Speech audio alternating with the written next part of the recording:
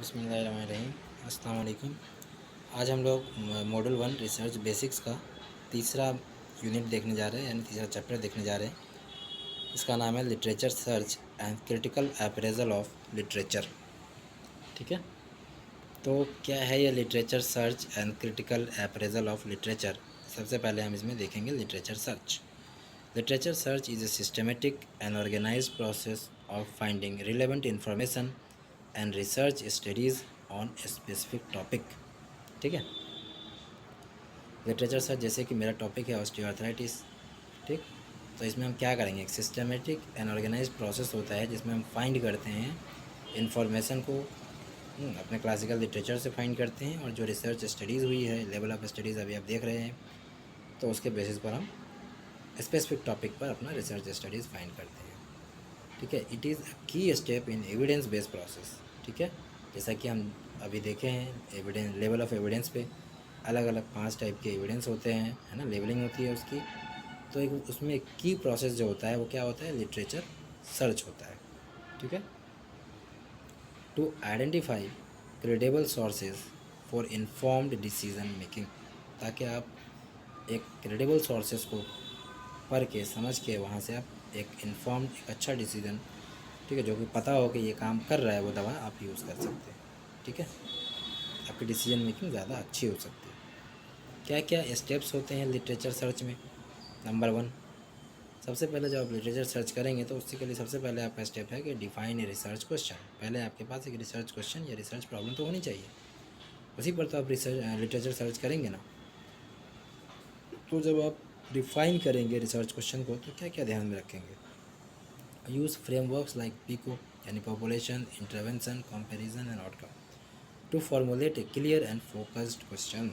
ठीक है, एक क्लियर कट क्वेश्चन जो है सो आप फॉर्मुलेट करेंगे, है ना। उस दिन उसे आंसर पढ़ा रहे थे तो क्या बताए थे कि जो हमारा क्वेश्चन होना चाहिए वो बहुत क्लियर होना चाहिए, फोकस्ड होना चाहिए, स्पेसिफिक होना चाहिए। तो वो सबसे पहला काम है हमारा। ठीक है, लिटरेचर सर्च में सबसे पहला काम हमारा क्या है, डिफाइन द रिसर्च क्वेश्चन। दूसरा क्या है, identify the key words and synonyms, जो भी आपके लिटरेचर में, जो भी आपके सर्च में रहने वाला है उस वो आप डिफाइन करिए। कैसे क्या करना है, develop search terms based on topic and include synonyms, acronyms and related term. जो आप देखे होंगे जब आप थीसिस वगैरह उठाते हैं तो उसमें आप देखिएगा कि जो की वर्ड्स हैं वो वहाँ नोट रहता है ना। तो वो काम करना है हमें। दूसरा, तीसरा काम क्या करना है, सेलेक्ट एप्रोप्रिएट डेटाबेस, है ना। वर्ड कहीं से किसी भी जर्नल से उठा के आप नहीं डालेंगे, बल्कि आप एक प्रॉपर डेटाबेस यूज़ करेंगे। जैसे कॉमन डेटाबेसेस क्या क्या है, पबमेड यूज़ कर सकते हैं आप, है ना, वहाँ डाल के देख सकते हैं अपने टॉपिक के बारे में। ठीक है, मिडलाइन यूज़ कर सकते हैं, कॉकरेन लाइब्रेरी यूज़ कर सकते हैं, स्कोपस यूज़ कर सकते हैं, एम्बेस यूज़ कर सकते हैं। ठीक है, एक है सीनाहेल, ये यूज़ कर सकते हैं। ये for nursing and allied health वालों के लिए है। ठीक है, चौथा काम क्या करेंगे आप, चौथा काम आप करेंगे परफॉर्म द सर्च। अब आप सर्च करेंगे। ठीक है, use boolean operators to combine keywords effectively. जैसे जैसे कि मैं आपको बताता हूँ, मेरा टॉपिक है ऑस्टियोआर्थराइटिस। तो मैंने जो सर्च किया लेवल ऑफ एविडेंस पे, वो क्या किया कि मैंने लिखा ऑस्टियोआर्थराइटिस एंड यूनानी मेडिसिन एंड, जैसे कि मेरे को मेटा एनालिसिस देखना है तो एंड मेटा एनालिसिस। उसी तरह से अगर आपको उस पर ऑब्जर्वेशनल स्टडीज़ हैं तो एंड में ऑब्जर्वेशनल स्टडीज़ कर सकते हैं आप। तो ये हम बुलियन ऑपरेटर्स का यूज़ करके हम सर्च करेंगे। Apply filters like publication date. जब आप देखे होंगे, गए होंगे ना पबमेड सेंट्रल वगैरह पे, तो आपको वहाँ दिखा होगा कि इस डेट से इस डेट की रिसर्च हमें दिखाइए। साइड में, लेफ्ट साइड में आपने देखा होगा, है ना, कि 2010 से 2020 के बीच में इस टॉपिक पे जो हुआ है वो, या अलग अलग लैंग्वेज में। ठीक है, या स्टडी टाइप्स, जैसे कि आपको आरसीटी चाहिए, सिस्टमेटिक रिव्यू चाहिए, ठीक है, कोहॉर्ट स्टडी चाहिए, तो ये सब अपने टॉपिक पर आप परफॉर्म कर सकते हैं सर्च को। ठीक है, सर्च हो गया। उसके बाद स्क्रीन रिज़ल्ट, जो भी रिज़ल्ट आ रहा है उसको आप स्क्रीनिंग करना है। क्या करना है, अपने टाइटल से रिव्यू करना है, एन एब्स्ट्रैक्ट को रिव्यू करना है टू आइडेंटिफाई रिलेवेंट स्टडीज़, कि आप एक रिलेवेंट स्टडी करने जा रहे हैं। ठीक है, exclude irrelevant, outdated and low quality sources. ठीक है, जो लो क्वालिटी सोर्सेज हैं, आउटडेटेड हैं, ठीक है, बहुत पुराने हैं, इरेलीवेंट हैं, उसको आप यूज़ नहीं करेंगे। ठीक है, अगर वो सर्च में आपको इग्नोर कर देना है। ठीक, रिट्रीव फुल टेक्स्ट, ठीक है। उसके बाद आपका फुल टेक्स्ट आर्टिकल आपको लेना है, आर्टिकल्स फॉर सिलेक्टेड स्टडी, जो भी आप स्टडी सेलेक्ट कर रहे हैं उसके लिए आप रिट्रीव करेंगे फुल टेक्स्ट आर्टिकल को। उसके बाद ऑर्गेनाइज एंड डॉक्यूमेंट भी करेंगे, ठीक है। आप जो भी चीज़ आपने लिया फुल टेक्स्ट को आप क्या करेंगे, ऑर्गेनाइज एंड डॉक्यूमेंटेशन कैसे करेंगे, रेफरेंसिंग के ज़रिए करेंगे। कुछ लोग ज़ेरोरो से करते, कुछ लोग मेंडली से करते, ठीक है। ज़्यादातर ये दोनों चलता है, तो आप किसी से भी कर सकते हो। जो आपको आता है वो ईजी है, जो नहीं आता वो टफ है, बस सिंपल सी बात है, ठीक। और end notes to organise the literature, end notes भी आप यूज़ कर सकते हैं, ठीक है। तो ये तो था हमारा लिटरेचर सर्च, ये 7 स्टेप्स थे हमारे लिटरेचर सर्च के, ठीक। नहीं समझ में आया तो एक दो बार वीडियो और देखिएगा, फिर नहीं समझ में आया तो फिर हम कमेंट करिए, हम बताएंगे इंशाल्लाह। फिर है दूसरा टॉपिक हमारा, मतलब सेम मॉड्यूल का सेम यूनिट का हमारा दूसरा टॉपिक जो है वो क्या है, क्रिटिकल अप्रेजल ऑफ लिटरेचर।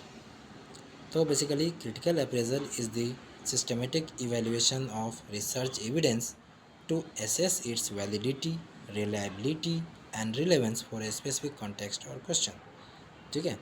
जब हम क्रिटिकल अप्रेजल करते हैं, है ना, किसी इंसान को क्रिटिक तो करना नहीं है हमें, है ना, मन भड़क जाएगा वो।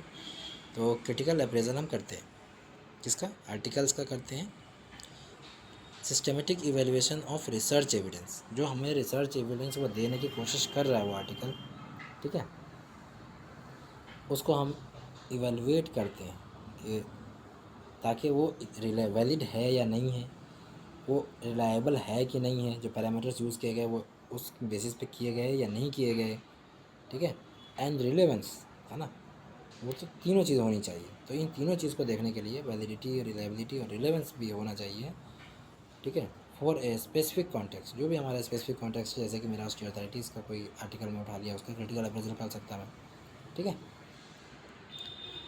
उसके बाद की स्टेप्स इन क्रिटिकल अप्रेजल, क्या क्या की स्टेप्स हो सकते हैं क्रिटिकल अप्रेजल में। Number 1, assess the quality of the study. सबसे पहले आप स्टडी को क्वालिटी को देखिए, है ना, क्या क्या कैसे देखेंगे क्वालिटी को, चेक फॉर बायसेस, है ना, बायसिंग तो नहीं हुई इसमें, ये अपना पैती है तो अच्छा रिजल्ट दिखाने का हमेशा, ऐसा कुछ तो नहीं हुआ। चेक करिए मेथोडोलॉजी जो यूज़ हुई वो अप्रोप्रिएट है कि नहीं है, और उसके जो ऑब्जेक्टिव थे वो क्लियर थे या नहीं थे, है ना। तो सबसे पहले आप उसकी क्वालिटी को देखिए। कई लोगों के क्या होते हैं कि हेडिंग कुछ और होता है, ऑब्जेक्टिव कुछ और होता है, अंदर काम कुछ और हो जाता है, तो ये आपको देखना है, ठीक। उसके बाद आपको स्टडी डिज़ाइन को भी देखना है, ठीक है। क्या देखना है, determine if the study design, जैसे कि मान लीजिए रेंडमाइज कंट्रोल ट्रायल है या कोहॉर्ट स्टडी है, ठीक है। तो determine if the study design is suitable for research question, क्या स्टडी डिज़ाइन जो है वो रिसर्च क्वेश्चन के लिए सही था या नहीं था, जितना उसने सैंपल लिया वो सफिशिएंट था या नहीं था, ठीक है। तो आप स्टडी डिज़ाइन को एवेलुएट करेंगे, ठीक। फिर check sample size and population, ये आपका सैंपल साइज़ यहाँ पे देखना है। Is the sample size adequate, क्या सही ठीक था, एडिक्वेट था, इनफ था, या और ज़्यादा चाहिए सैंपल साइज़ उसको इवेलुएट करने के लिए। Representative of population being studied था या नहीं था, जैसे कि हम ऑस्टियोआर्थराइटिस देखना चाह रहे हैं, तो हम किस पॉपुलेशन को रिप्रेजेंट करेंगे, ख़ास तौर से 45-50 के बाद ही वाला ना, ओल्ड एज वाले को तो हम रिप्रेजेंट करेंगे, उसमें मेल फीमेल का रेशियो हम मेंटेन करेंगे, ठीक है। तो सैंपल साइज़ एंड पॉपुलेशन को आप चेक करिए कि वो एडिक्वेट है या नहीं है, रिप्रेजेंट कर रहा है कि नहीं कर रहा है किसी पॉपुलेशन को जो कि स्टडी होना है, ठीक। फिर मेथड को एनालाइज़ करिए, ठीक। आप मेथड्स को एनालाइज़ करिए। रिव्यू कैसे करेंगे, review the data collection method, जो डेटा कलेक्शन किया गया उसका मेथड देखिए क्या है, ठीक है। इंटरवेंशंस प्रोटोकॉल देखिए क्या यूज़ किया गया। एंड स्टैटिस्टिकल एनालिसिस देखिए क्या किया गया, क्या वो वैलिड है और रिप्रोड्यूसिबल है, ठीक है। रिप्रोड्यूसिबल उसको बोलते हैं कि अगर आपने कोई रिसर्च किया और कोई दूसरा करे तो सेम रिज़ल्ट आए, ठीक है। तो इस तरह की चीज़ें हैं या नहीं उस रिसर्च में, आप देख सकते हैं इसमें क्रिटिकल अप्रेजल में। चौथा स्टेप क्या है, इंटरप्रेट द रिज़ल्ट, ठीक है। जो रिज़ल्ट आया उसको इंटरप्रेट करिए। Are the finding significant and are confidence intervals और पी वैल्यूज़ रिपोर्टेड, ठीक है। क्या जो फाइंडिंग्स आए हैं वो सिग्निफिकेंट है, ठीक है। एंड आर कॉन्फिडेंस इंटरवल, ठीक है, जो कॉन्फिडेंस इंटरवल है क्या, एंड पी वैल्यू जो है वो रिपोर्ट हुआ है। पी वैल्यू क्या होता है वो अभी इंशाल्लाह थोड़ी देर में पढ़ेंगे, ठीक है, पी वैल्यू के बारे में। और आप बहुत सारी चीज़ें आपको स्टैटिस्टिक्स में भी आएंगी। इवेलुएट द रिलेवेंस, ठीक है, आज के दौर में वो रिलेवेंस है नहीं है, रिलेवेंट है नहीं है, वो भी आपको देखना है। Does the study design address the research question, जो स्टडी डिज़ाइन किया गया क्या वो रिसर्च क्वेश्चन को एड्रेस करता है ना, ये हमें देखना है। Can its finding be generalize to the population of interest, क्या हम जो अपने सैंपल पे काम कर रहे हैं क्या वो जनरल पब्लिक के लिए जनरलाइज किया जा सकता है, इसको आप क्या करेंगे, एवेलुएट करेंगे जब रिलेवेंस, तो ये देखेंगे, ठीक है। Look for conflicts of interest, फिर हम कॉन्फ्लिक्ट्स ऑफ इंटरेस्ट भी देखेंगे। कैसे देखेंगे, आर देयर फंडिंग और author bias that code influence result, देखेंगे कि भाई कोई फंडिंग का इशू तो नहीं था, कहीं ऑथर बायसिंग तो नहीं थी, है ना, अपने कोई रिलेटिव आ गए हों, है ना, तो या फिर कुछ किसी तरह का ही बायसेस, 35 बायसेस या कुछ भी ऐसा तो नहीं था, वो आप देख सकते हो। नंबर 8 क्या करेंगे, एग्जामिन कंक्लूजन्स, जो भी आर्टिकल का कर रहे हैं क्रिटिकल अप्रेजल, तो आप उसका कंक्लूजन्स देखेंगे, उसको एग्जामिन करेंगे। Are the conclusion supported by the result, क्या जो कंक्लूज़न है वो रिज़ल्ट जो आया है उसको सपोर्ट कर रहा है, या फिर आर देयर ओवर स्टेटमेंट्स, है ना, या फिर बस चांद तारे तोड़ के लाने जैसी बातें की थी और हुआ कुछ भी नहीं है, ऐसा तो नहीं है ना। उसके बाद क्रिटिकल अप्रेजल्स के लिए कुछ टूल्स होते हैं, ये भी जानना ज़रूरी है। Various checklist and frameworks can guide the appraisal process such as, बहुत सारे चेकलिस्ट एंड फ्रेमवर्क्स होते हैं जो कि आपको अप्रेजल प्रोसेस में हेल्प कर सकते हैं। तो वो क्या क्या हैं, एक है CASP यानी क्रिटिकल अप्रेजल स्किल प्रोग्राम, क्या करता है ये, provide a specific checklist for different study design, ठीक है, ये एक चेकलिस्ट देता है आपको, उसमें डाल के आप देख सकते हैं, ठीक है। जैसे RCT है, क्वालिटेटिव स्टडीज़ है, उसके साथ साथ दूसरा क्या आता, प्रिज्मा आता, preferred reporting item for systematic review and Meta analysis, ठीक, ये क्या करता है, ये एक फ्रेमवर्क है फॉर इवेलुएटिंग सिस्टमेटिक रिव्यूज़, ठीक है। जैसे कि हम ऑस्ट्रो से कर रहे थे और हमारे पास मिला ही नहीं हमें, तो फिर हम क्या ही उसका इवेलुएशन करेंगे, है ना, क्रिटिकल अप्रेजल हम क्या ही करेंगे। ग्रेड, ये तीसरा हमारे पास चेकलिस्ट में है कि हम क्या यूज़ करें, ग्रेड यूज़ कर सकते हैं, grading of recommendation, assessment, development and evaluation, क्या करता है ये, used to assess the quality of evidence, जो एविडेंस दिया गया है उसकी क्वालिटी को एसेस करने के लिए हम इसका यूज़ करते हैं। उसके बाद हम क्या करते हैं, इम्पॉर्टेंस क्या है, अब ये जो हमारा यूनिट है, unit 3, importance of literature search and appraisal, इसकी इम्पॉर्टेंस क्या है, लिटरेचर सर्च और क्रिटिकल अप्रेजल का क्या इम्पोर्टेंस हो सकता है, बताइए। सिंपल है, number 1, informs evidence based practice, है ना, ये हमें क्या करता है, इन्फॉर्म, ये जो EBM पढ़ा था आपने, एविडेंस बेस्ड मेडिसिन, उसके बारे में हमें इन्फॉर्मेशन देता है, ये इंश्योर करता है clinical decisions are based on high quality research, है ना, ये हमें बताता है कि जो हमारे पास क्लिनिकल डिसीजंस हम ले रहे हैं वो हम OPD में वही क्लिनिकल डिसीजन ले रहे हैं या IPD में वही क्लिनिकल डिसीजन ले रहे हैं जो हमें रिसर्च से एविडेंट मिल रहा है, ठीक, तो एक तो ये चीज़ है। दूसरा क्या है, दूसरी इंपॉर्टेंस क्या है, prevent reliance on low quality evidence, है ना, पुराने ओल्ड लो क्वालिटी एविडेंस पे हम, हमारा जो रिलायंस बहुत ज़्यादा है उसको कम करता है। कैसे, अवॉइड मिसलीडिंग कंक्लूजन्स और इनफेक्टिव इंटरवेंशंस, इससे क्या होता है कि जो मिसलीडिंग कंक्लूजन्स हैं, जैसे कि कोई कह दिया कि भाई